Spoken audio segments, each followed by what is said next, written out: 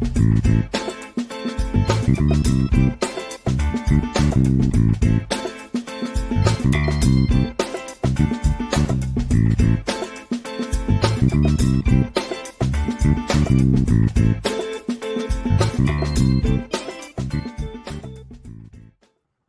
welcome to Maker's Bar. I'm Akshata Shetty. Today we have Chris Kameir, who is the managing partner of Sustany Capital. I am looking forward to learning about his story and how he started Sustany Capital. So, welcome, Chris. Good to see you on Maker's Bar. Hey, nice to meet you. Nice to meet you as well. So, tell me, Chris, how did you start? Tell me about your early career, and we talked briefly about how you were self-taught and everything. But how did you start your early career, and how did you start Sustany Capital? Yeah, so I was one of those typical hacker kids and trying to get into software engineering. At the time, I was an intern at Siemens Nixdorf back in Germany, but then decided I needed to get a degree in classical literature and linguistics, and then was a day away from becoming a professor in those topics. Realized that I wasn't well suited to that, went to law school. After law school, joined one of the first internet service providers, and we luckily sold this company at the height of the .com. So at that moment in time, I retired from my very short law career and moved into venture capital. And that's now 23 years ago. Wow. And with that event, I also decided to leave Hamburg, where I was living at the time, to move to Southern California. And that's where I still am. Yeah. So I've been doing venture capital and/or leading startups for the past 23 years. And so, how did you get interested in the startups to begin with? Like, what was that like back in 20 plus years ago? Well, yeah. So when I first started to raise capital for our startup, at the time there was no real venture capital community. So you had to Yeah. explain that term, and was very much about numbers back then, not so much ideas. And at the time we were selling dial-up services, right? So you probably don't even remember. We had 1,500 affiliates running around that needed to install dial-up modems into people's computers and configure them to our network, right? Yeah. So that was very hard to acquire customers. It was a big fee to require a few 100,000 customers this way because it was so complicated. But no, the moment I put in my first phone into an acoustic coupler into my Commodore 64, I was just amazed that all the information was readily available, like a lot of people of my particular generation. And Yeah. to me, the vision that I always had was that through these networks, you can connect all these different brains that are working on problems that everybody is afflicted by, and we can solve these problems together much faster. Yeah. And for me, this has always been the same theme. It hasn't really changed much. Mm-hmm. It's more so that it became clearer and clearer why this is important. And Yeah. so to this day, I still have the same mission. And the mission is to build the World Wide Web. Yeah. In my view, what you're using right now is not the World Wide Web. I call it the digital landfill. Yeah. But the point there being is that you want to facilitate peer-to-peer interactions and peer review and other things that are not overwritten by an external motive. And let's call this external motive increasing shareholder value, right? So Yeah. my favorite company to pounce on because it's so insidious is Google. Mm. Google doesn't offer you a search engine, right? They can call it a search engine, but you're not searching anything, right? You're running a query against an index that is just completely filled with what is essentially advertising copy. It's specifically created for that algorithm. You're not on the World Wide Web, you're on a platform. Yeah. And so when we created our internet service providers, we were very distinct at the time from things like AOL and CompuServe, where you were in this walled garden. I think most people don't realize that we just created bigger walled gardens. Yeah. So now the walled gardens are Google and Facebook and Twitter and YouTube, but they're still walled gardens. And the problem with that is if you're the operator, if you're the theme park provider for this walled garden, then your rules apply. And if your rules are ultimately that of increasing shareholder value, that has a lot of negative consequences that people finally are waking up to. So Yeah, yeah, yeah, what Google is selling is not advertising. Google yeah, sells social engineering as a service to the highest bidder. As far as I'm concerned, that should not be a business model that that doesn't deserve to be penalized. It should be outlawed, right? There is no reason why that is worth rewarding, right? So yeah, you can call it advertising, but it's just the wrong term. And I think what we forgot to do and what we need to build is what I call, and this is again, it's a nerdy term, it's the agency attribution layer to digital technology. So what I mean by that is typically when you engage with technology, right? yeah, Then if the technology has any kind of externalities, let's say you have a car and it's very pollutant, then there is an agency and a societal interest that makes sure that this falls into allowable parameters. But with digital technologies, for non-apparent reasons, we allowed these to evolve in kind of this Wild West fashion where we're not accounting for the externalities. We're not even forcing these entities that provide these platforms to surface these externalities, even though there were now finally like congressional hearings and so forth, and where people were whistleblowers that actually said, well, I work at the social media companies, but I'm not letting my children use it, which is very telling, right? yeah, But yeah, we still have yet to act on that. And the action is very simple. It's always the same. You first want to establish what are the externalities, right? yeah, So the metaphor I usually use when I speak about these topics is, imagine you bought your self-first driving car, yeah, and that car now decides where you should be going, how to get there. yeah, This is kind of how digital technology works today. yeah, So to me, it seems to be rather obvious that we should demand that if you interact with technology, you set your objectives, which yeah, is very simple. If I want to use this particular technology, my outcomes need to be, I want to be happier, healthier, wealthier, smarter, whatever your actual values objectives are. But yeah, you don't want to be downstream from some other ulterior motive yeah, and basically become the product, right? That's why you're not a Google user, you're a Google product. So you are what's being sold, right? Anyway, yeah, I speak about these topics for a very long time, but um, ultimately, the solution to that is very simple. yeah. The solution is really to build the World Wide Web for the first time. Yeah, that is a hard topic, big topic to discuss, I would say, in itself. But I love the, I mean, I wouldn't, I don't know if I should call this libertarian views, but I love your views, I would say. So tell me, I'm more utilitarian, as in utilitarian. Yeah, no, it's just from the perspective, it's just bad technology what we're using. yeah, Technology should serve.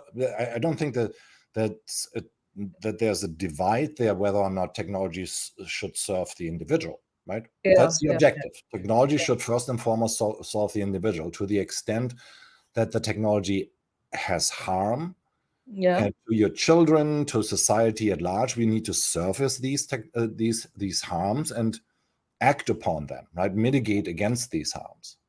yeah, I'm not. Obviously I'm a capitalist, right? So yes, yeah, but that doesn't mean that we don't account for externalities, right? So that doesn't yeah. mean I can build a plant and pollute the oceans, the seas, and other commons that Yeah. everybody would have free and healthy access to, right?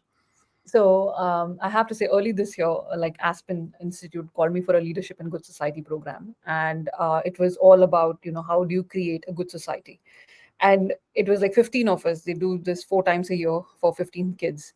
I mean, not kids. I mean, whatever, 15 people, young people, and towards the end we discussed all kinds of leadership principles across Socrates, Plato, Machiavelli, everybody, right? Towards the end of it, nobody could come up like what the center is at all, right? Nobody just could come up with like how to create a good society. I think it's a very, very, very long discussion, and it's very hard to actually, and some of the topics that you talked about, I've thought about it over the last 4 5 years, since my waking up years, I would say. But it is very difficult to actually have a solution as an individual. I think it is a combination of efforts from government, industries, and everybody. No, no, it's actually rather simple, and government has nothing to do with that. So Yeah, governments are just functions of societies, right? yeah, But to the extent that we can implement functions and technologies, we should do so, right? yeah, We're no longer using paper solutions, we're using database solutions, but ultimately we need to replace database solutions. yeah, But technologies are generally neutral. yeah, So a hammer in one case is a good utility to put a nail in the wall. In another context, you might be bashing someone's head in, but the function of the hammer is always the same. It's your yeah, centralized centrifugal force. So point there being is social engineering tools, like yeah, platforms, social engineering tools, you can use them for one objective, which is yeah, increasing shareholder value, and that's your yeah, overriding objective. Or you can build them in a way that optimize the well-being of the user. yeah, And again, if I offer you a tool like that as a replacement for a search engine that's really not a search engine, but that's actually tailored to your needs and provides you with real results, yeah, it's yeah, just simply better technology. And yeah, so I want social engineering, but I want social engineering for myself, setting my objectives, not yeah, social engineering to giving the other objectives, because ultimately it's all about installing filters in yourself, right? So yeah, the way you're observing reality and then consequently act upon it.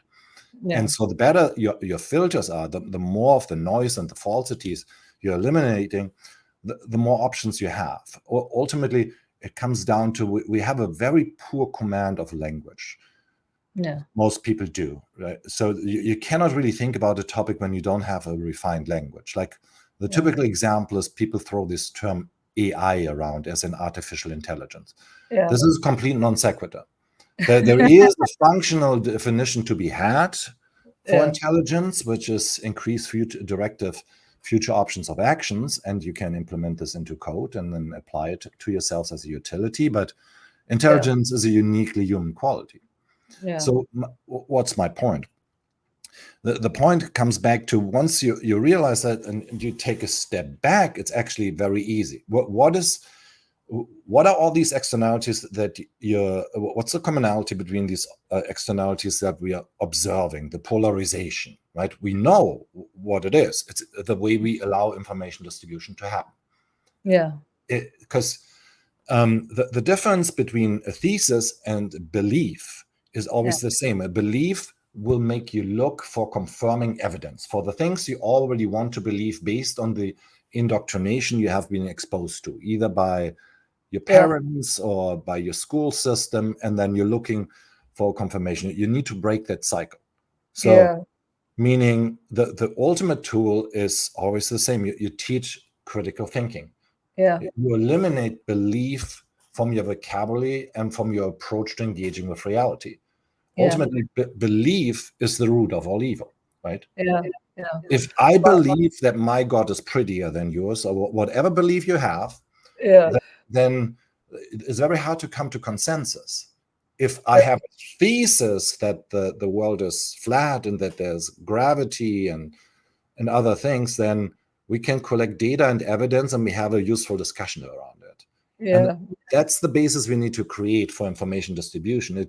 It basically shouldn't be possible, and kind of Twitter is now offering this little tool and putting in like an information bar, albeit it's also somewhat incentivized. But I want to basically have a filter to just mark things up and then say, okay, this is the authorship and this is the percentage of like people that believe that, right? So it's like yeah, climate change. Climate change is still a public discussion, but it's only the public discussion because the scientific discussion has ended 30 years ago.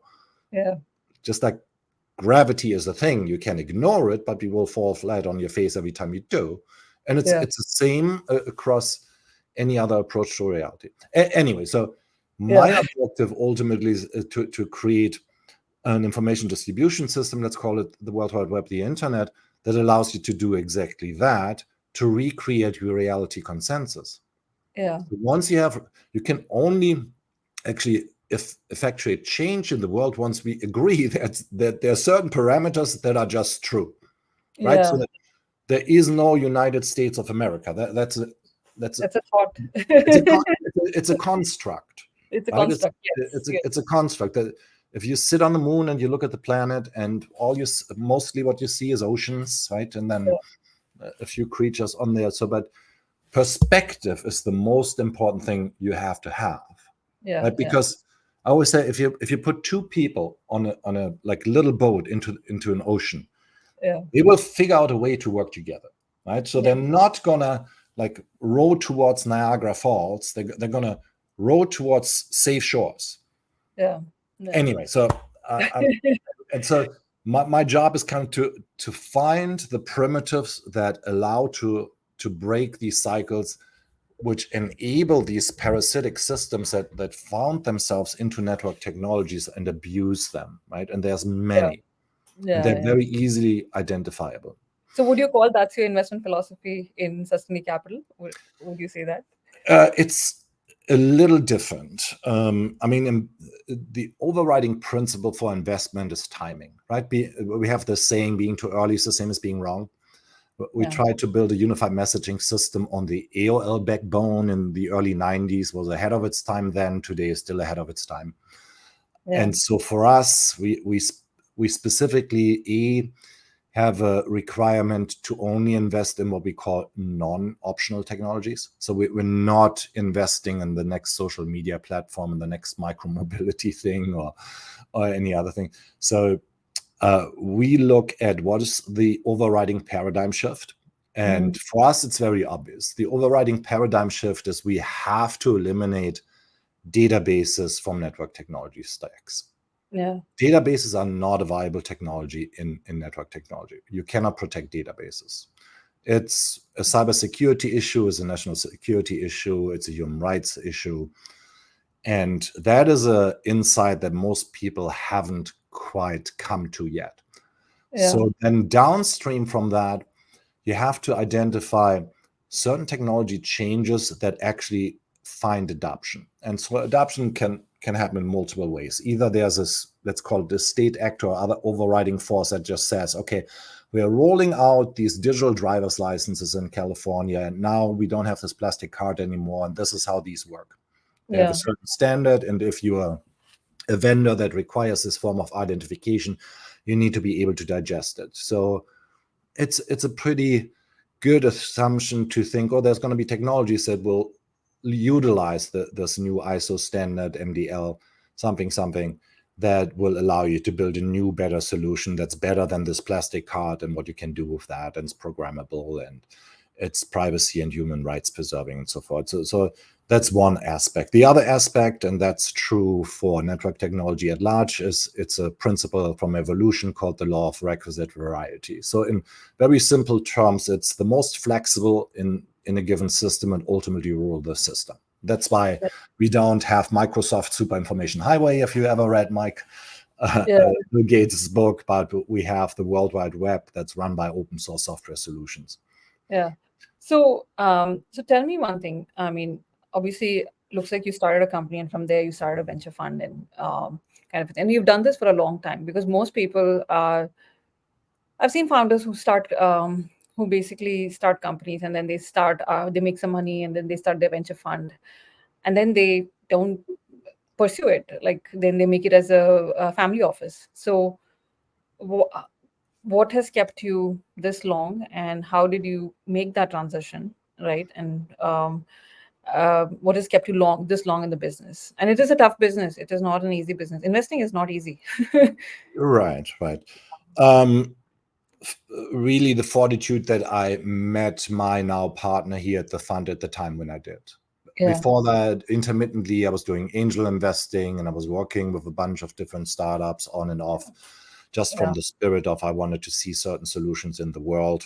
We got together, figured we had very complementary skills and very much the same philosophy, outlook, and approach to technology and technology investing.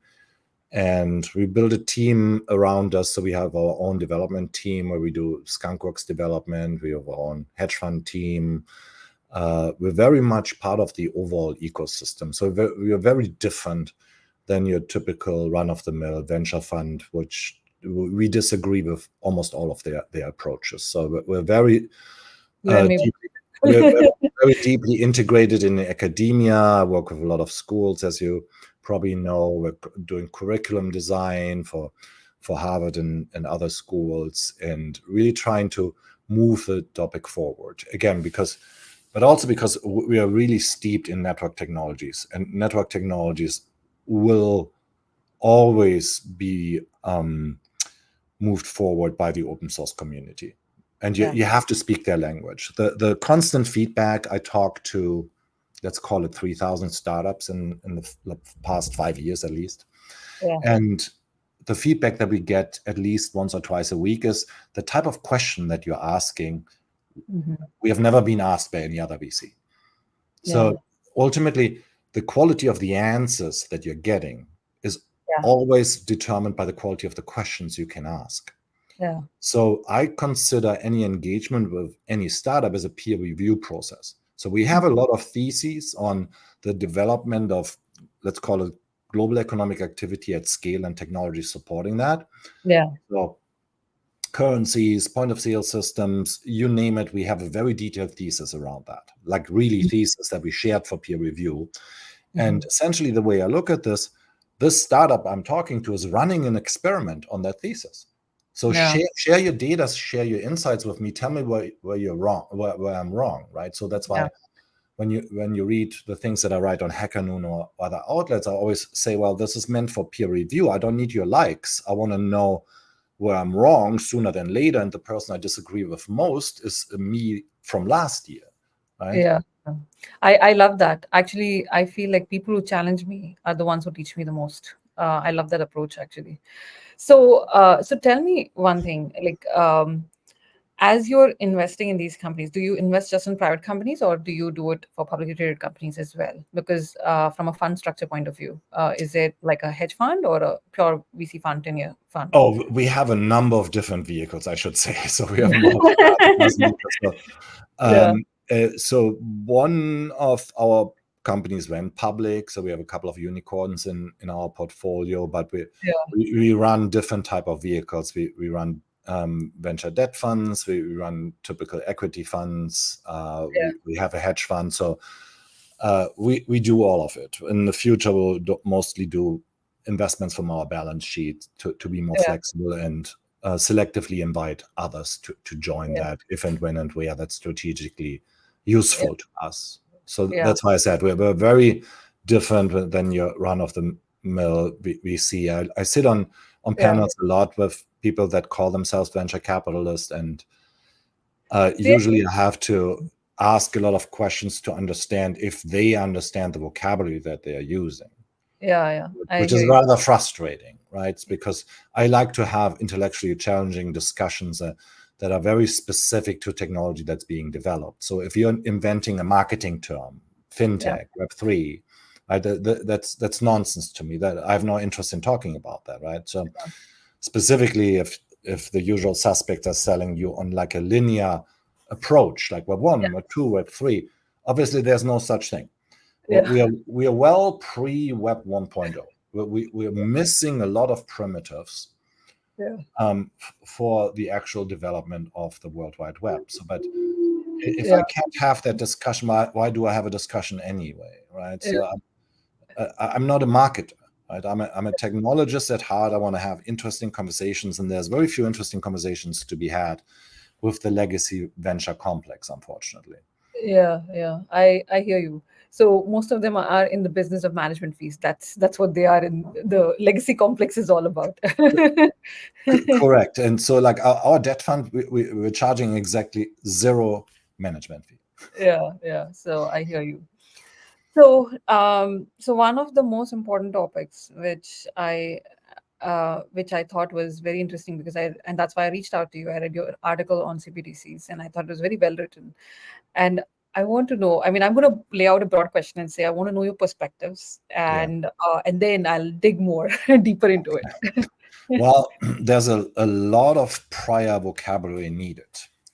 So I don't know which one you read. There was I am very, I'm a former banker, so I'm very well versed with all these topics. So, well, you got indoctrinated into a certain language. I'll give you a bunch of examples, and then you'll realize what I mean by that. And also, as I said, I wrote several articles about that topic. I wrote on Forbes, and they limit me to 1,000 words, so that gives you a framework. And then I wrote a summary of public discussions that we had for about 1,000 hours, and I wrote a summary of that. We also sent it by FedEx to the Federal Reserve. Anyway, so pulling back, let's determine a couple of different concepts.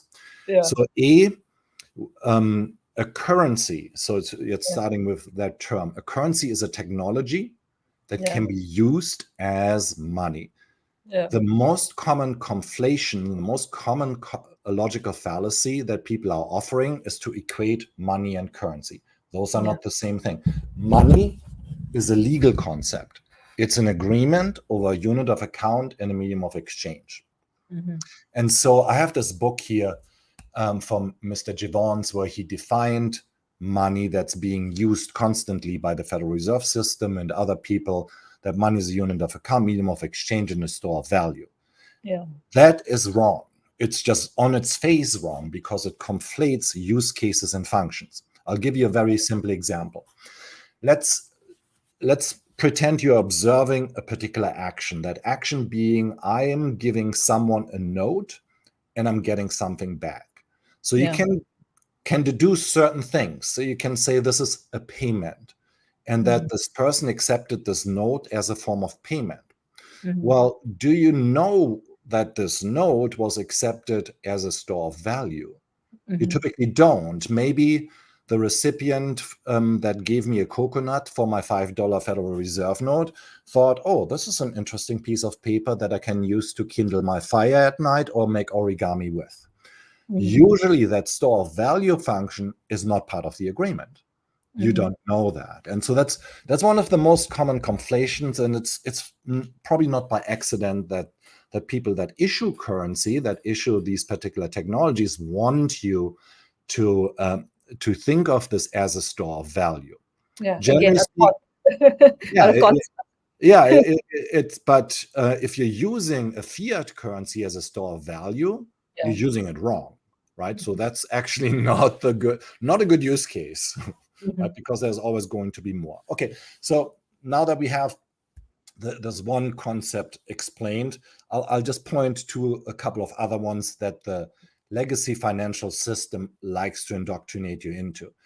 A bank will tell you you're making a deposit, right? So you approach the bank with currency in digital form and in physical form as a piece of cotton linen. It's actually not paper. And you hand it and they will tell you just made a deposit. Usually that's legally a lie. Once you hand over currency to a commercial bank, it's no longer your currency. It becomes the currency of the bank. There are no deposits. If you wanted to make a deposit, you open up a safety deposit box and you put your currency into that. That would be a deposit. So from a legal perspective, if you enter this into your demand deposit account, you're extending an interest-free loan usually. So I'm a big fan of calling things legally correct rather than like adopting the indoctrination that people offer you, right? So because the commercial bank is not acting on your behalf and not in your best interest. They try to social engineer you. You get an email saying the big button is pay the minimum on your credit card. It's never like you should pay off this amount. This would be best for your credit score, right? That's how at least I haven't seen it. Maybe you have. So, but back to moving out to the actual topic you were asking about, so central bank digital currencies. So the ultimate conclusion was that 100% of the discussion that's being had about this in public is a straw man discussion. It's just people making up arguments, assuming specific implementation, usually, hey, it's a surveillance tool. But it stands to reason if you dig into the actual verbiage and if you dig into the actual papers that are being issued, that there's actually no interest, specifically from the US perspective, to issue such an instrument. But what's important if you want to develop a new technology, let's call it this way, it's important to take a step back and see what are the technologies on offer.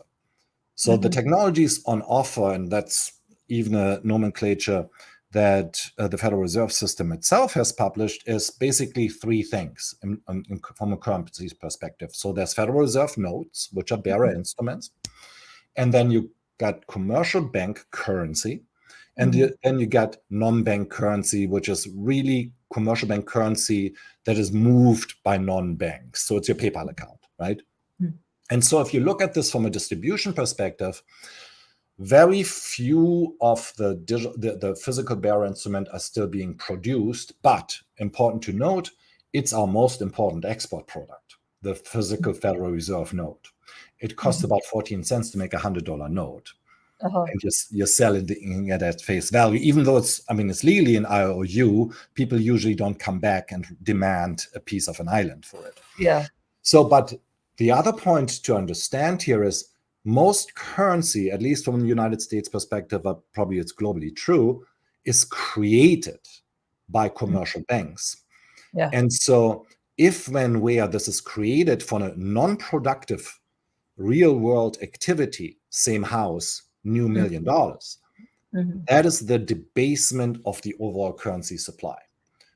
So the largest criminal, let's call it this way, in that system, it's theft, it's whatever you want to call it, is the commercial banking system, the creation of new currency entries that just debases everybody, right? So this is, by the way, that's not inflation. Inflation is something entirely different than you've been always, right? So, and the other point to that is these commercial banks using very antiquated technologies. And I'm not only referring to the fact that some of them still have some Fortran code in there and some COBOL code in there. COBOL code, by the way. Right. They're dating back to the mid-60s, early 60s. But it's also the mere fact that they're using ledger technology. I'm going to break that down. So let's call it database solutions, because what's a database solution? It's a ledger maintained on your behalf. You get very limited access to that database if, when, where your bank is allowing you access to that and under their condition, and then you might manipulate a few entries there, even though it's quote unquote your money, right? It's really your currency, it's not money. Again, money is a situational legal agreement. Anything can be money. Yeah. And on top of that, usually if you're trying to transfer this entry from one database to another, you on average will have to have 4.5 middlemen that facilitate this cumbersome transfer, because they're all maintaining their own ledgers. Yeah. So in the legacy financial system, nothing ever settles. There is no settlements, and it's impossible from a technical perspective. Also, so now you're introducing a bunch of problems from a legal perspective. You're creating a principal agent problem. So once you create a principal agent problem, I need a regulator, and you need to train all of your people in all of these particular laws, which on average cost $10,000 per person that works at a bank. And you're also creating fees and time frictions and coordination problems. All of that doesn't have to exist. It didn't have to exist for over 30 years. So we had instant settlement finality on global telecommunication systems for 30 years. It's called a prepaid calling card. So my doctoral thesis, that in full transparency, I never got around to defend, I just got too busy, was on number regulation in telecommunication. And so I can build your global settlement network over the weekend using open source software solutions like an Asterisk VPS and other things. So it's like everybody has to agree on one system. You don't. Well, because again, like if you want to actually facilitate what's the real economy? The real economy is the exchange of goods and services. The financial system is outside of the real economy. It's facilitating the real economy, but it has become so parasitic, so ingrained, that it extracts upwards of 23% from the real economy. If you think about it this way, last year merchant account fees, to use one example of that stack, was on average 1.97%. So what does that mean in practical terms? In practical terms, if you move any form of value of currency through that legacy system 50 times, then 100% of the value has been absorbed by the middleman. There's no Yeah. technical reason for that. There's no legal reason. There's no moral reason for that to exist at all. Yeah. We have digital bearer instruments. We have instant settlement solutions, had those for a long time. It's very much the equivalent of, remember those days when I moved here, Yeah. calls back to Europe were $1.50 an hour. Yeah. Actually, more than A dollar fifty a minute, not an hour. yeah. And so metered in, I think, 5-second or 15-second increments. Yeah. So an hour-long call cost more than what I pay for my cell phone in an entire month now, right? Yeah. Yeah. The solution to that particular metering problem for these intermediaries is one protocol. Yeah. Like street name, voice over IP protocol, technical name, standard initialization protocol. But Yeah. it solved that. It completely solved that. And now I assume you're not paying by the minute.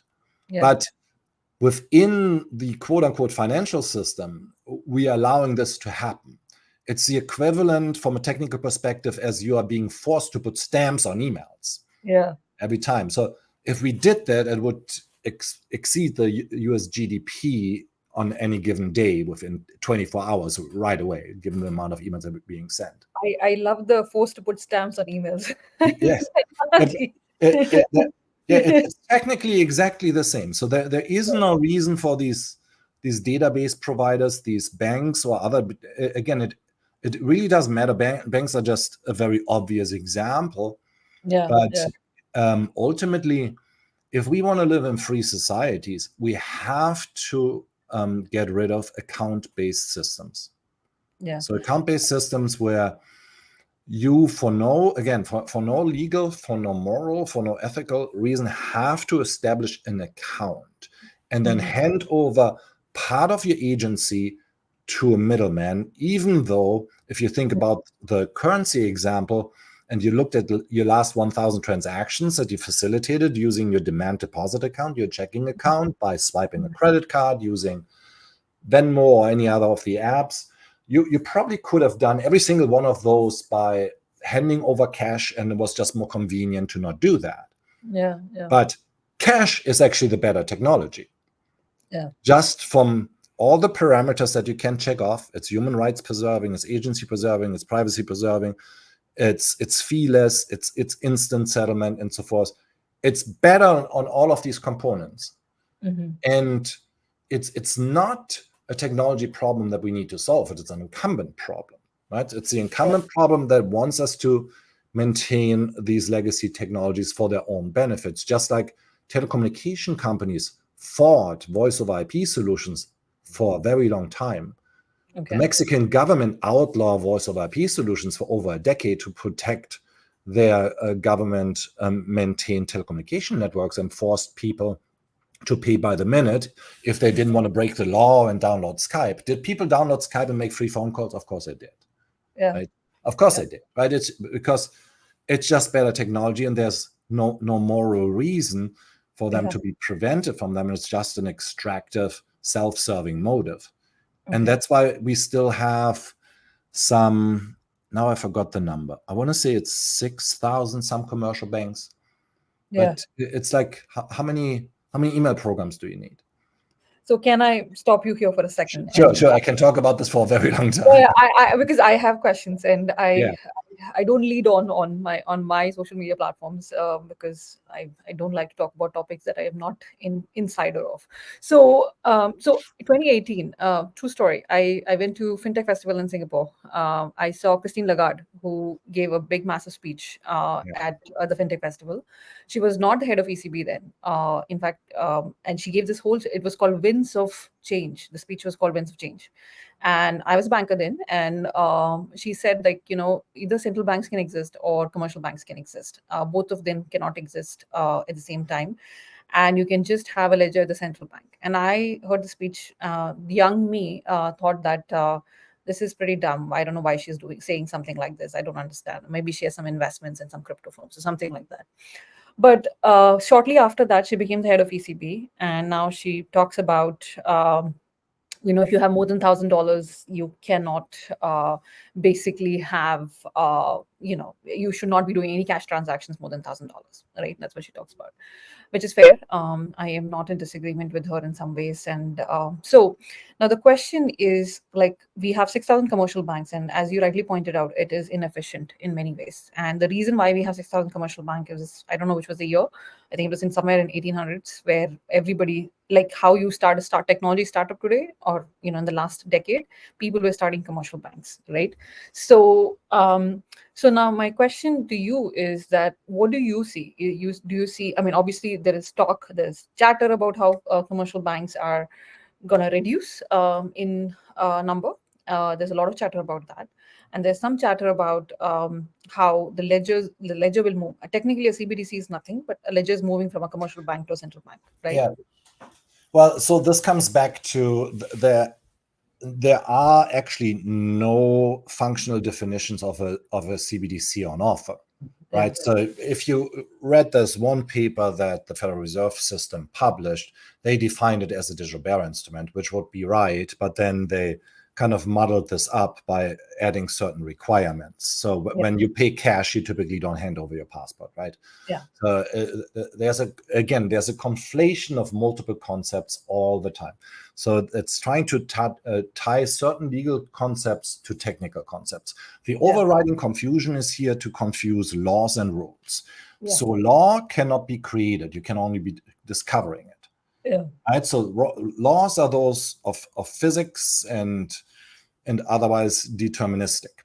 Yeah. Rules are those that are directed towards the functions and the actions of human beings, right? So, quote unquote, lawmakers in Washington, D.C. and otherwise, they like to use the word, but in the context of reality, they're not using the correct word.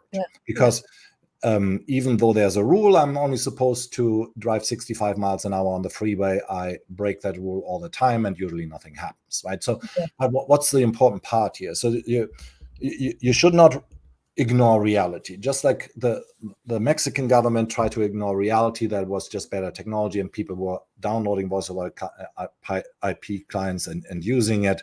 It's just better to go with reality and let people interact with that rather than obfuscating that and put out sentences like, we're gonna regulate cryptocurrencies. It's a nonsense statement. Every cryptocurrency is regulated. It's regulated by code, by software, right? What you're saying is, I want to limit the ability of citizens within my jurisdiction to interact with technology.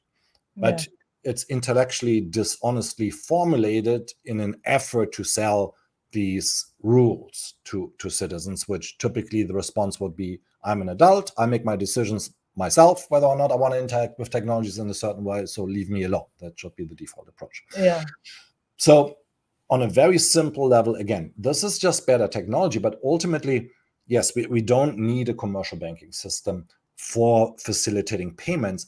The larger thing there, though, is if I demonstrate to you that your technology is actually violating fundamental laws, it should be outlawed. So, specific example, technology like AML-related implementations associated to database solutions, commercial bank solutions, are used right now to identify dissidents and then disappear them. People are literally getting killed on an hourly basis right now as a direct result of these technologies. When I can demonstrate to you factually, scientifically, with data, that I can perform a quote unquote transaction, so the controller was a set of bytes from one controller to another, without de-anonymizing you using a digital bearer instrument, and 99.9999% of the time, there was no reason to de-anonymize you because you were paying your mortgage, you were making your car payment, you were making a payment at the grocery store. So we kind of reversed the model of saying, well, by default, you're a criminal. You deserve to be surveilled without a warrant because we just deputized commercial companies, so they don't need a warrant. You signed a client agreement, but if we ever need this data, it's readily available because you signed away your rights in the United States. That's this third-party doctrine that was confirmed by a completely strange Supreme Court decision. So, but if I demonstrate to you, again, I show you a payment where I facilitate a peer-to-peer transaction, I not de-anonymize you, I can provide you with an Oracle function using a digital bearer instrument that represents a US government-issued credential if you ever provide the prerequisite method for actually obtaining a warrant. At that point in time, you will be able to de-anonymize that. Well, I just proved to you that every time you're not doing that, you're violating, in the United States context, the Fourth Amendment or other human rights. I just showed it to you. You don't have to do that. There's no technical limitation of doing that every single time. So as far as I'm concerned, you're violating the law. You're violating human rights. That's my position, right? And you want to use these forcing functions. That's why I always come back to, in California, 1.5 million people just get digital driver's licenses. So these are digital bearer instruments. They're stored on the enclave on your iPhone. And so they already work with Homeland Security, with law enforcement. And then one last point, and then I stop ranting. But there's 1.5 billion people on the planet who never can participate in the legacy financial system because they don't have these government-issued credentials, or the legacy financial system deemed them unworthy of participating in that. I was literally filling out a form from a bank yesterday, and there were like 4 buckets on there. Are you doing any of the following things? And it was very clear, if you're doing anything of the following things, which are none of them are illegal, then we don't want you as a client. Yeah. So let me ask you this in an alternate way, and I'm just questioning. So, Christian, you are a very intelligent person, and I think your intelligence is above average. I would say probably in the 1% or maybe 5% of intelligence. Okay, this is what I believe in, because there are some people who are, I people call such people in the spectrum, but they have above average intelligence, right?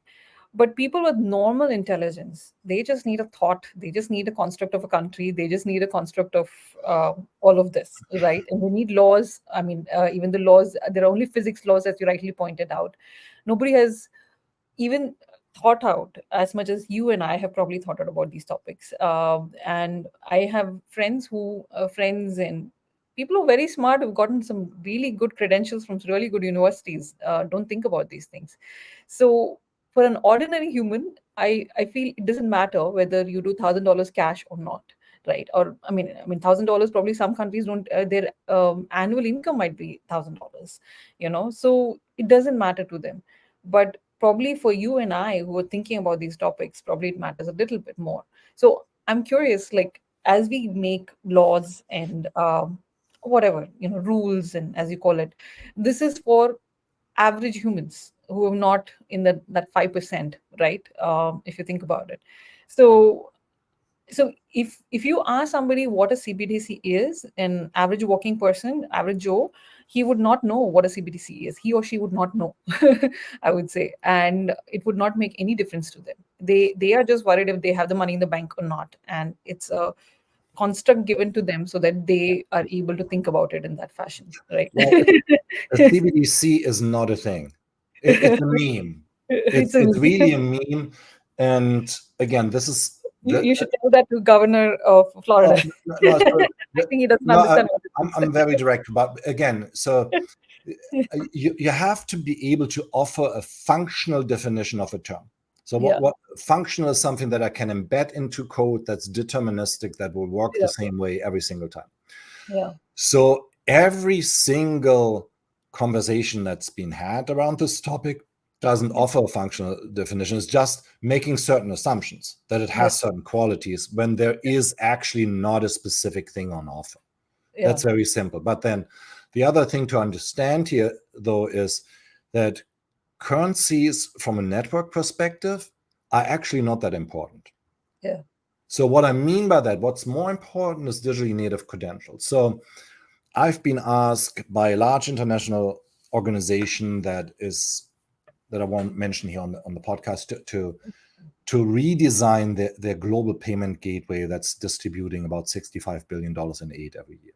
yeah, And they by themselves came to the conclusion, and the reason why they're asking me, they were reading some of my thesis papers, they by themselves in their experience came to the conclusion that in order for them to provide the aid that they needed to distribute, they could not Yeah. use central banks, they could not use commercial banks. And so they started all these using all these alternative systems, and none of them works quite right. And so Yeah.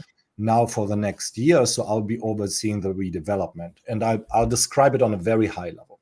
Mhm. So ultimately, since I don't think we will ever go backwards from living in a digitally mitigated economy, Yeah. right? So by and large, we're living in this world where people will use their phone, so to speak, Yeah. to effectuate commercial activity. Yeah.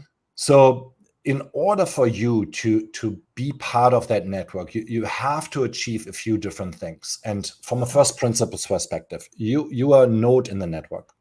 Mhm. And let's say you are very much an endangered node, which is a lot of people Yeah. in that network. So there's more people that live in non-free societies than live in free societies. Yeah. So you are someone who has a phone, let's call it that, with a phone number in this network. And Mhm. because of whatever geographic area you find yourself in and whatever political opinion you hold, you are in some form of danger of this technology being used against you. I Mhm. figure out where you are, what you do. You were at this place at this time, and we didn't like what happened at this particular time and place. And so we're going to send our goons towards you and make you disappear. Or maybe we don't allow you to use rail cars or whatever consequence there is. So point there being those. So since this is such an integral part of societies today, we need to design it in a way that's simply human rights preserving. So, and I offer a very simplified, I give long talks about that, architecture for that. So I've been working with the International Telecom Union for a long, long time. So Yeah. we have an international rights framework that makes this network work, right? So when you pick up your phone and you dial a number in a country that you didn't know existed yesterday, Mhm. to a person that you met yesterday, Mhm. his or her phone rings, and it Yeah. rings because there's a technical layer and there's a legal layer. Yeah. So that entity that makes the PSTN call, public switch telephone network call, and makes this rotary phone that you're calling in let's say Kyrgyzstan, that hangs on the wall there, it Yeah. works because of that technical layer and that rights layer that says you have to make this phone ring Yeah. for security purposes. And so that's independent from the local government. That's why that works.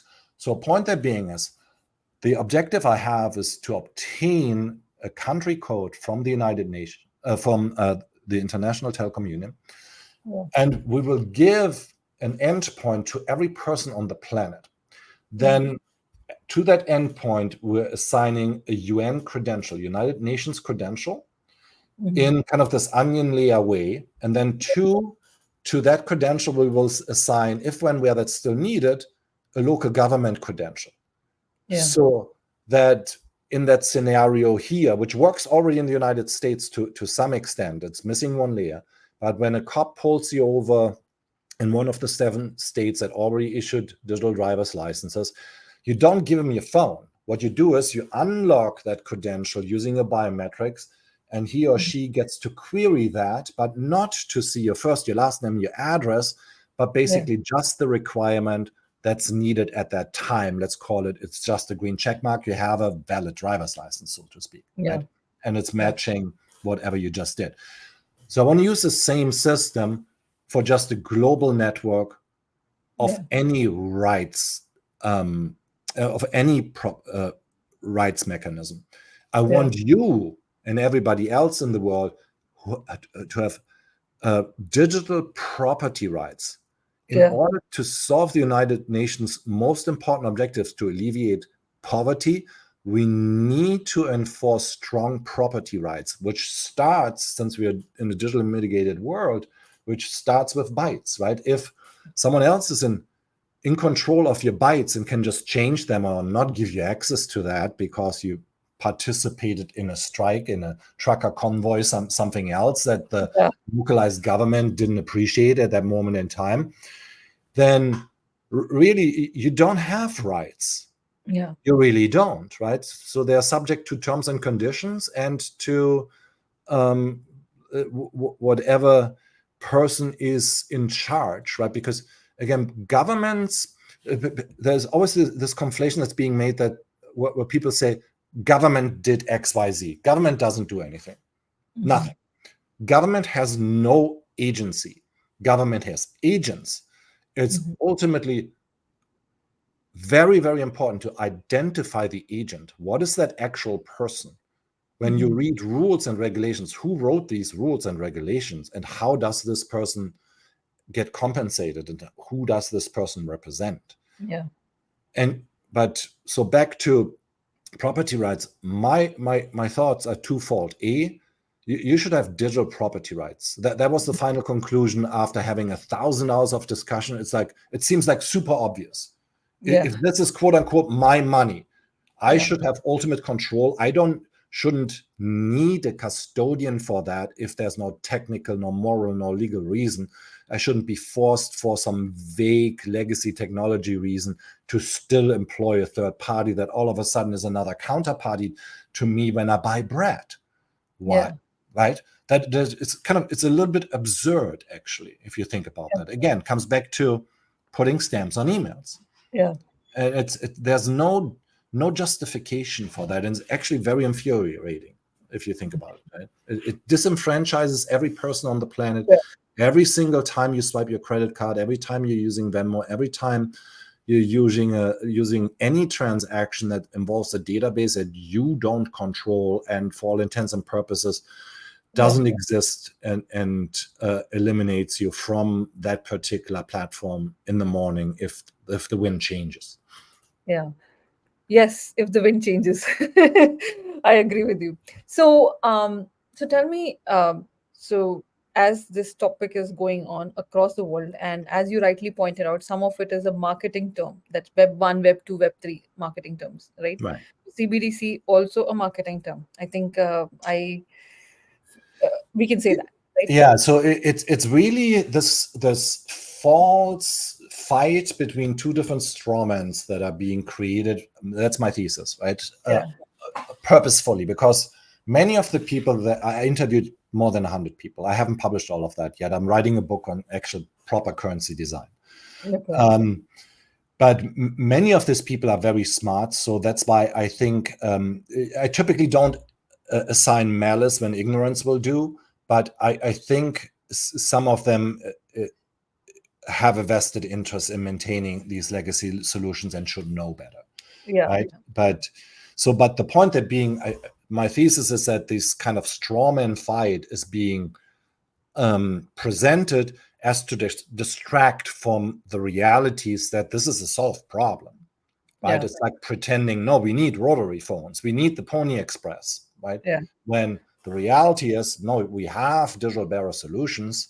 They settle with instant finality or any program you want to attach to that introduces introduces certain conditions, right? Yeah. So that just exists. It's just a fact. You won't uninvent it, but you're pretending that quote unquote government, again, vested interest. It's really on the behest. Ultimately, follow the incentives and show me the incentives. I show you the outcome. Right? It's ultimately the second largest lobbying group in the United States specifically that keeps this particular discussion alive and finances these papers, and that's why they exist. There's no reason for them to exist. Yeah. There's no reason for many things to exist, but they all exist. I would Yeah, say. it's very much a completely solved problem, Yeah.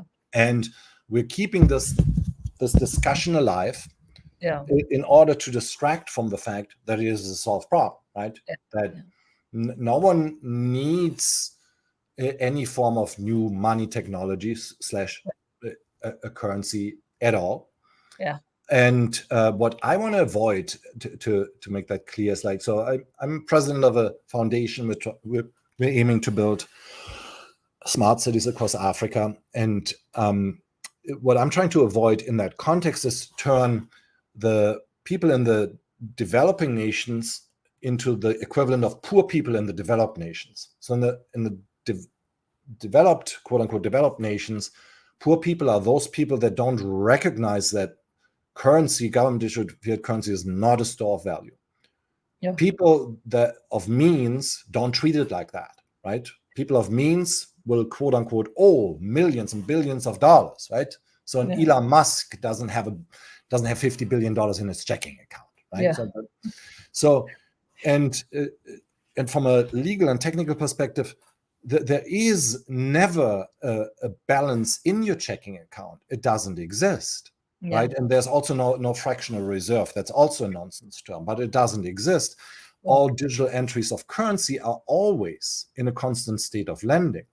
The question is very much always the same. The question is, who gets to get the interest on that lending? You don't make whatever balance your checking account had right now. I assume you're not getting any interest from that.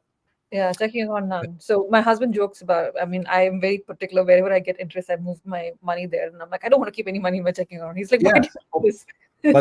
but that can easily be automated, right? So you can always, obviously, like again, fiat currency is not an asset; it's a liability, right? So it's very important to understand that, and it's a technology. It's a technology to manipulate assets, right? So assets are houses and goods and service and the real things that you need to recognize. So the objective is to save the real economy from financial systems. And maybe one last word. It drives me crazy when people use that term inflation. That there is no discussion to be had about inflation. Your inflation is different than my inflation is different from the inflation from my neighbor, right? It's completely and entirely based on how I design my own basket of assets. Right? If I owe a lot of currency, then I want that currency to be debased, right? That's in my interest. So, so to discuss when the Federal Reserve System discusses and says inflation is XYZ, no, it's not, right? It's like saying DNA of persons is all the same. It's a completely nonsensical statement, right? It is a nice marketing word for common people who are in the 95% for them to understand, right? Because at the end of the day, like if you look at it, we are animals. We need a certain set of rules to abide by. Otherwise, everybody is not socially adept to do that, or rules or laws or whatever you want to call it, right? So okay, going back to our discussion, and there's a lot of chatter now, and we are entering an election year. There's a lot of chatter about de-dollarization and all of that. And frankly, I never actually even want to actually ever discuss this. But I'm just curious, like, are you the reason I am asking this question, as we talked about technology and we talked about how systems need to be upgraded, and you have some legacy entities and systems which basically have this across, and they have vested interest, right? So so I'm carefully using my words here, and I'm trying to understand that when people are talking about de-dollarization, is it the moving of the system from a ledger system itself, from say currently a Swift to something else, or how? What is your view on that? Yeah, there's no such thing. It's a complete non sequitur, and again, it's a conflation of different concepts, right? So, what's the US dollar? So first and foremost, it's a unit of account. So from a technology perspective, it's an interface function, right? So if I want to see the value of my Bitcoin in US dollar, then I toggle to US dollar. If I want to see it in euro, I see it in euro. It doesn't matter to the underlying asset whatsoever. Has no reference to the underlying asset, right? So in the context of certain nation states wanting to combine and take out the debasement effect of US currencies, yes, they will balkanize in these silos. That has always happened, will always happen. Overall, globally, the last time I checked, trans-border transactions are predominantly done in US dollar again, but that's because of the particular legal system that's attached to that. But ultimately, as I said, it's not all that important on a technology perspective. It's important from the perspective of whether or not my particular situation benefits from keeping that particular unit of account, and if I keep it in that particular unit of account, do I keep it with a custodian? So if that custodian is a bank, or the custodian is whatever, a cryptocurrency exchange, or that custodian is like literally a physical custodian that's holding a certain value for me in gold or whatever, that's completely based on my risk profile. Yeah. And so, yes, there will be more and more balkanization, but the only currency that has been more stable than the US dollar is the Swiss franc. So all other currencies are actually worse. They're being debased to a much larger degree. So it's picking your least evil. Ultimately, the most important tool is your client software. So let's call it your digital wallet. It's a little bit of a technically not so good, not very descriptive term, but it's whatever technology that you're using to manage your assets, right? So if you have intelligent client technology, it will mitigate against these risks. It will mitigate against these risks instantly. And to that extent, again, the unit of account is just an interface function, and you're moving whatever digital asset is also kind of a non sequitur yet again, but whatever bytes you're controlling, it will move it in such a way that you will still have control over those bytes the next day in a reliable form. And I'm formulating it this way because I'm seeing already a world being built right now where you have digital land registries using cryptographic primitives. That's what we're going to do in Africa, right? Yeah. Where you have the title to your car as a digital primitive in your digital wallet, where you might want to add another security function where you have some custodian that is not part of the transaction. That's important to understand, but that fulfills another security function for you. So because you don't trust yourself with your private key, so to speak. But that is, from an architectural perspective, A, easy to do, and B, the obvious reason, the obvious way to construct this. There is no doubt in my mind that we will have digital clones for anything that exists in meat space that are digital bearer instruments for a variety of reasons. The first simple one being just cybersecurity. Last year, cybercrime was the third largest economy. Yeah. Exceeded $6 trillion. It's on its way to be $10 trillion if we don't change. Yeah. The commonality is ledger solutions. So the commonality is databases. And that's the thing that drives me crazy is when people explain blockchains, which blockchains are one example of a decentralized software solution, when they explain them as DLTs or distributed ledger technologies. They're very much the opposite. Yeah. Right? So Satoshi's white paper never mentions the term ledger for a reason. Yeah. But so my point there is that the architecture needs to change from the cybersecurity reason to begin with, because right now we always have this permission layer around a database, some data silo. And it's not that the permissions layer itself is being breached using some programming tools. It's whoever gets access to that permissions layers, gets credential to that permissions layers. That's 80% of the intrusions, right? It's that administrator that answers a phishing email or picks up a USB drive and plugs it into his computer. And that's how these systems are being breached. And that you can only fix if you organically build the permission into the data at the time you create the data. Yeah. And because this is abstract when I speak about this, I usually use this example of imagining yourself walking by a security camera. Yeah. And the security camera maybe is even the maintainer is fancy enough to spring for Clearview or another technology that de-anonymizes you and creates a database record with your first name, your last name, maybe starts associating other data to that. So what does your intuition tell you whether or not you should have rights to this data? Yeah. Kind of have contracts on it as well, right? On your data. So I ask at least 1,000 people of their intuition, and every single person without fail says, my intuition is I should have rights to this data. Yeah. Well, You should and have rights to the data, but it's anyway. it's technically possible. Yeah. So, and because it's technically possible, my contention is it should be legally required. Yeah. If I didn't give written consent to that, you don't get the right to surveil me. And it Yeah. doesn't matter if that's a surveillance camera, if this is me using my keyboard on a website, if this is me moving my vehicle, if this is me moving my quote unquote smartphone, if this is me using my digital watch for something.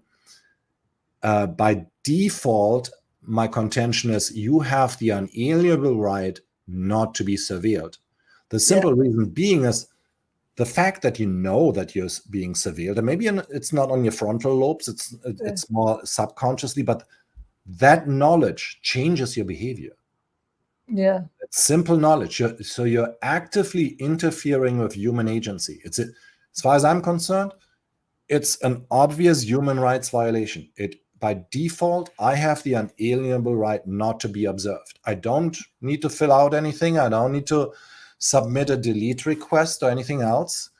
Yeah. That's the default. So, because also, and then I stop. But there's like this kind of naive requests of legacy regulation, including like in Europe, of the right to be forgotten. That's Yeah. obviously naive, and we have the same now in California. But it's naive because, from a digital perspective, anything that's being digitally observed gets immediately copied and backed up and distributed. So there is no deleting these things. It's just technically impossible. Yeah.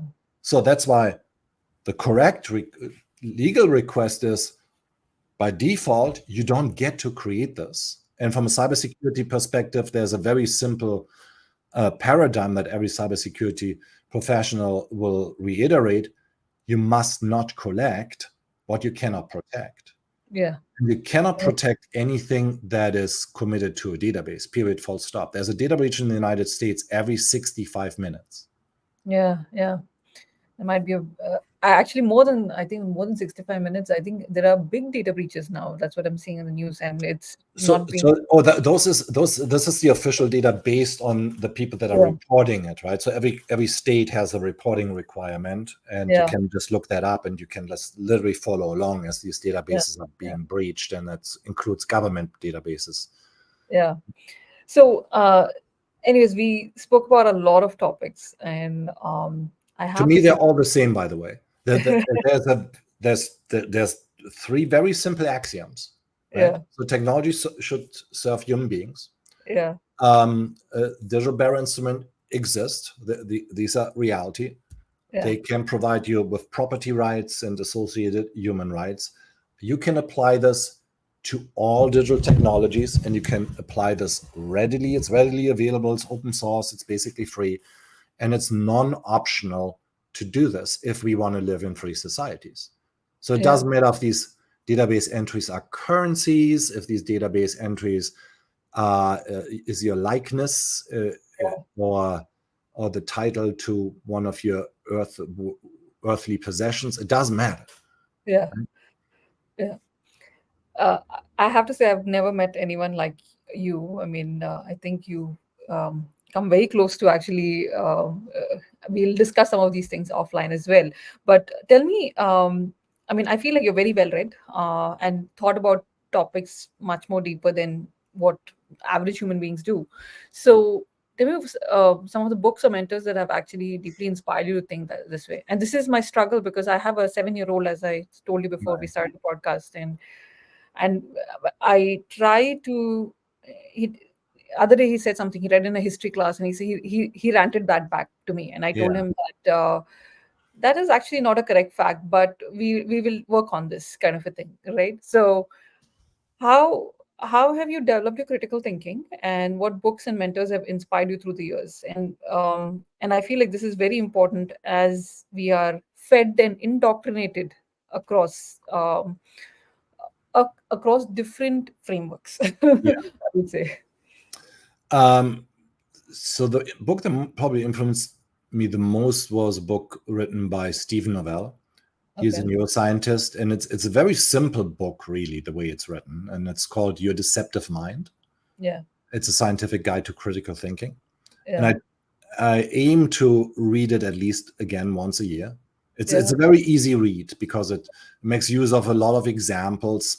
And the reason being is it reminds you of all these labels that apply um, to certain phrases, right? So like Mhm. what's like the true Scotsman fallacy? What is it? What is a conflation? What are other errors of critical thinking? Because unless you have a name for things, it Mhm. becomes hard to detect them, right? So you will just read a headline and not recognize that you're already being manipulated, that something Yeah. is being sold to you in that headline. You click on that, and rather Yeah. than you should just disregard that. Yeah, which is very And hard to do, even if you have, it is. And the other regression. thing, and the other thing in that same context is, and I struggle with that as much or more than anybody. Most of the time, an answer to a question you're being asked should be, I don't know. Yeah. That's it. Like most things, I just don't know.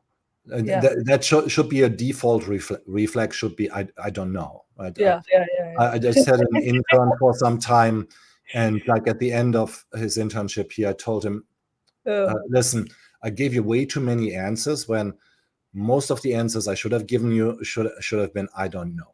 Yeah. Now Yeah. I Yeah. can provide you with an ad hoc thesis. There are certain things I have thought about a lot, like architecture for networks. I have thought about a lot, and that's how I framed to some extent my worldview Yeah. around them, because I see this ultimately as the solution to a lot of the Yeah. problems Yeah. that we created, a lot of the externalities that we created.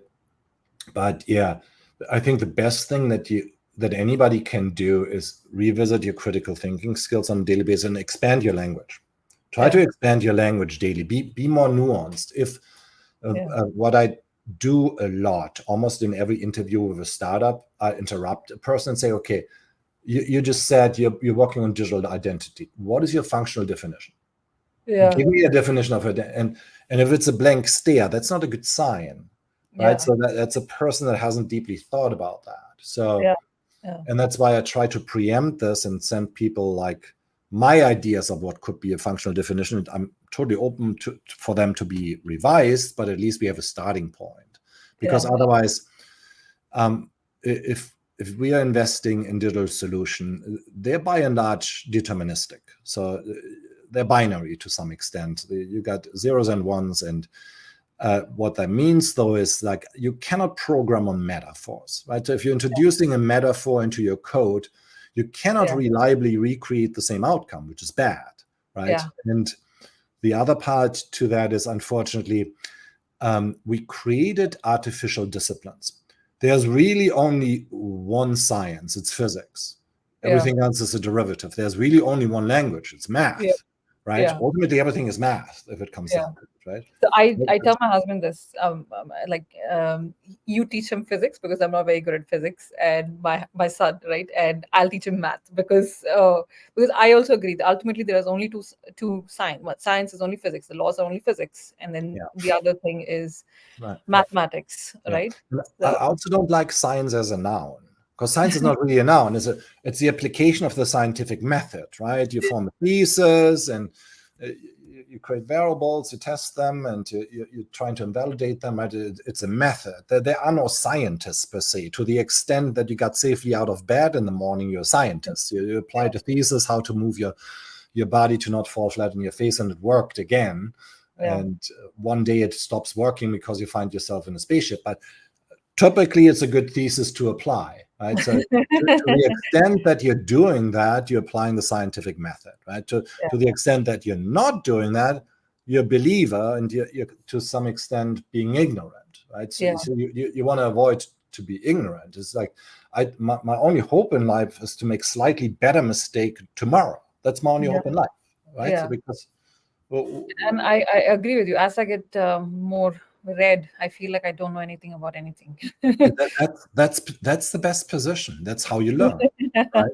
And again, this comes back to what's intelligence. Yeah, Intelligence is directive actions towards future options of action.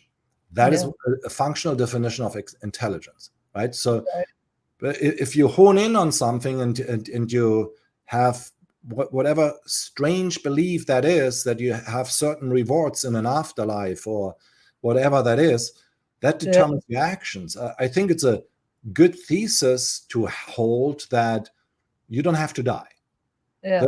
We proved this scientifically in the 40s. Cells Yeah. don't have to die. And obviously we have like the everyday evidence that cells don't have to die. It's called cancer, right? Yeah. So we have the evidence for that. So I think if every person on the planet adopted that thesis, there is Yeah. no reason to die, Yeah. that would lead to better thinking ultimately, right? But you would deploy more long-term thinking Yeah. uh, and be less like time insensitive, right? To the extent, Yeah. well, I'm only going to be here for limited time. Who cares? So my office is 4 years, and then Yeah. let someone else deal with What running I, this country into yeah. bankruptcy because I won't be here, so it won't have effect on me, right? Yeah. Yeah. But long-term thinking is a very, very important thing if you want good outcomes, right? If you're just acting for today, you probably you remember the marshmallow experiment, right? It's Yeah. literally a good predictor of whether or not someone will be successful in his life. But Yeah. again, if you use that from first principles, it will tell you, well, first principle should be, well, I can live forever. So that's my assumption. My Yeah. assumption is, and I talked about this with Peter Diamandis last year, and he's spending a lot of time in that research, and he Yeah. thinks that we will reach age singularity inside of 2 decades. Yeah. So, but that's a useful assumption to be had when, as in, if I kill myself and kill others with that, and that's not a really good assumption, right, for myself or the people affected by that, or Yeah. any variation of actions I take based on something that is not a thesis but that is a belief. Again, to me, any belief is simply the absence of knowledge. Yeah, any belief is simply the absence of knowledge. Totally agree. So, my last question now, and then we'll wrap up and we'll talk offline. So, tell me what do you think is an essential skill to have as you invest in this founders and as a fund manager as well. If somebody who's starting out, what do you think is uh, something a skill that's very essential? I think critical thinking would be one, but just curious if there's anything else. Oh yeah, critical thinking, and first it might be related but not necessarily the same as first principles thinking, right? Yeah. And whatever you specialize in, Yeah. you want to develop as deep of a language as possible, and in my opinion, run it in the same way you run a scientific experiment, right? So we interviewed 2,000 startups and made 12 investments, Yeah. but every single one I look as an experiment. It's like, show me that experiment, and I will revisit that. You had certain theories on how this is going to end, and I'll come back to you and you will show me how that thesis works out, and I review it again. Yeah. We do completely data driven decisions, and the most common thing that I just see is there's a pretty simple list to be had, really, if you want to convince an investor to give you capital, right? So there is a matrix to be had that you have to just to check off. So the Mhm. first one being very simply is like you're asking us to invest $1 million. Well, we have a certain return profile as in investors into private companies that looks like this. Do you fit this particular return profile? How do you turn $1 million into $50 million? Show me the math, and then within that math there are certain variables. You exist in a certain system. Yeah. Let's say you call that particular ecosystem fintech. Well, explain to me what fintech is, because to me it's a non sequitur. Mm. Like it's either fin or tech. It can be both. Mm. But so the point that there being is, at that point in time, learn the specific language, have the variables available that plug into that outcome. So that outcome is, oh, today we have these type of currency systems that are extractive. I'm going to provide you one that's non-extractive. Okay, what's your value add? So what's Yeah. your alpha, right? Ultimately, it comes back to it's math, and then math has certain variables, and some of them might be hard to find. Yeah. Right. Yeah. And so that's why what I really appreciate is if I talk to a startup founder and he spent the time aggregating the data, but what I find more often is two things. A, they don't Yeah. even not even bother checking off all the usual boxes, being able to explain this is how you turn your $10 million into $100 million or whatever the math is, Mhm. and then present me with a valuable, and you have probably heard this a million times, if 1% of all enter your ethnicity here will buy that, we're going to be $100 million company. And Yeah. that's, What would they call it? that's irrelevant. And or people say like invest in the internet. You cannot invest in the internet, right? So you cannot invest in Web3. That's all utter nonsense, right? Yeah. So for me, it's very simple. There's real world, and I work backwards from there's real world economic activity. There has always been, and throughout history, it's very easy to track how this was facilitated, right? So we always had ledger technologies. The earliest form of writing cuneiforms were ledgers, right? So barley and whatnot were ledgers. And what we only now, for the first time, changing that. How do you applying that? First of all, have you recognized that paradigm shift? Yeah. So outsized returns attached to paradigm shifts is not iterative. It's not Web 1, Web 2, Web 3. And if you think about that and you translate this, Web 3 actually invalidates Web 2 if you Yeah. use the language, So, right? so I think you brought a very good point, right? I think paradigm shift is what you need to look at as you're investing in technology. I think that's a very important point. Personally, I Yeah. feel, and if a person is working on paradigm shifts, then I think you Yeah. invest in that. And And then business, it's not a mass business. That's personally my opinion. And people who think that they can deploy billions and billions of dollars of capital, I don't know if I totally agree with them. So yeah, and the common thing, and that is a little bit specific to the realm that we play in, is that people will solve a technical problem. yeah, You need to solve a human problem. yeah, So there might not be a reward for you solving a technical problem because, yeah, well, you just created some open source software code and everybody's using it. But what is the actual value add that you created that solves that human problem? yeah. And the really sad thing is that, Mm. that these tools that we now have, and I use this cumbersome term cryptographic primitives and digital barrier instruments, they can be applied to all of economic activities. I expect there to be a digital clone of everything that exists in meat space. I expect there to be programmable bytes for everything. Yeah, And so every time I use this example a lot, every time I take my dry cleaning receipt as this form of paper, I'm thinking, this should be a programmable NFT. People should be able to develop solutions on that allow the like Uber for dry cleaning to pick up and whatnot, yeah, right?